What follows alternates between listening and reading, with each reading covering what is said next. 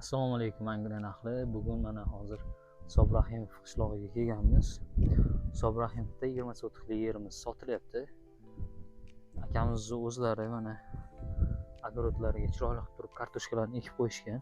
Hozirgi kunda mana shu 20 joyimizda 150 tadan oshiq mevali daraxtlarimiz bor. Ko'rib turibsizlar. Giloslarimiz bor. Bu yoqda shaftollar, ayniqsa bodomlar chiroyli qilib ekib qo'yilgan. Olchalarimiz hozirda qo'qon giloslarimiz pishib yotibdi. Bundan tashqari 1000 taga yaqin, jami o'zi 3000 taga yaqin teraklarimiz bor ekan. Yaroqlisi hozirda 1000 ta, qolganlari hali kichkina. Mana shunday joyimiz chiroyli qilib turib, kimdir bu yoqda yer olib turib, yerni ishlatmoqchi bo'ladigan bo'lsalar ham bedalar ham ekib qo'yilgan tayyor.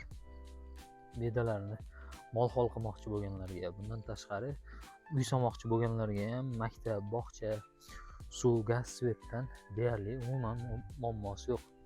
500 metr radiusda maktab ham bog'cha ham joylashgan. Bemalol kelib turib oilaviy yashasa ham bo'ladi. Ayniqsa joyimiz 20 sotiqdan ko'proq bo'lgani uchun bemalol 2-3 ta oila kelib ham olib turib yashasa bo'ladi. Narxi ham unaqa qimmat emas. Bu joyda o'zi bo'sh yerlarni o'zi hozirgi kunda o'sha 10 million so'mdan baholanayotgan bo'lsa, bu yoqdagi akamiz shuncha daraxti bilan bo'lib turib, hozirda 11 million so'mdan har bir sotiqini baholayapti.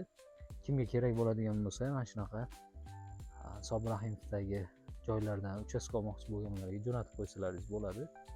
Daraxtlarimiz ham ko'p, mevalar g'arq pishib yotibdi. Bundan tashqari mana yerlarimiz ham serhosil yerlar. Kartoshkalarimiz pishgan. Ushbu videoni Sobrahimovdan yer olmoqchi bo'lgan tanishlarimizga jo'natib qo'yamiz.